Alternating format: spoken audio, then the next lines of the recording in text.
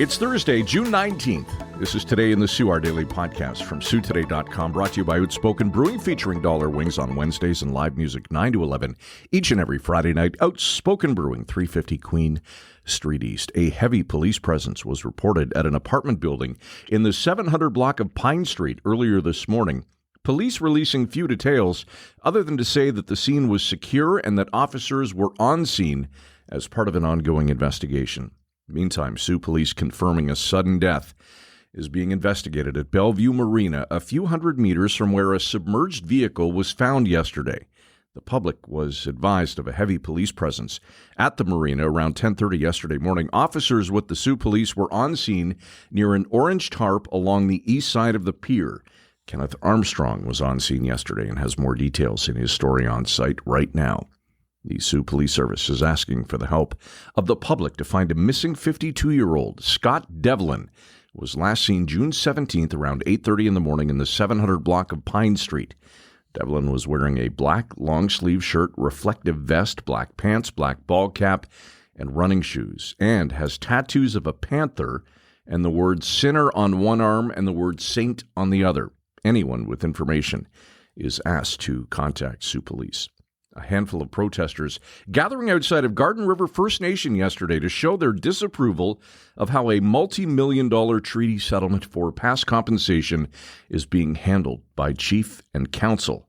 How much was announced as the second distribution? Read James Hopkin today to find out the latest. The manufacturer of a vending machine that dispenses free naloxone healthcare items and harm reduction supplies says the Sioux isn't getting one. So far, Andrew Russell, Senior Communications Specialist for Reach Nexus, says at this time there are no plans to launch a healthbox. Here in the Sioux last week, North Bay's health unit became the 15th location in Canada to offer an interactive vending machine.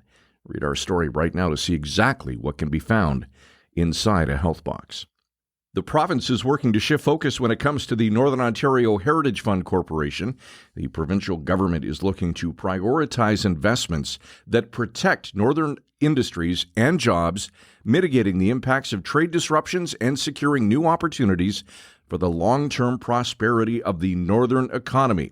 So what does all that mean, and how does it affect northern cities and communities? Be sure to check out our story on site right now for all of the details. A 36-year-old is facing multiple charges, including vehicle theft after a break-in at a property on Northern Avenue on Sunday. An investigation by officers with Sioux Police found that an individual entered a property which was fenced in, broke the window of a vehicle, and broke into a garage before stealing a vehicle. On Monday of this week, officers with Sioux Police, with help from the OPP, arrested the individual.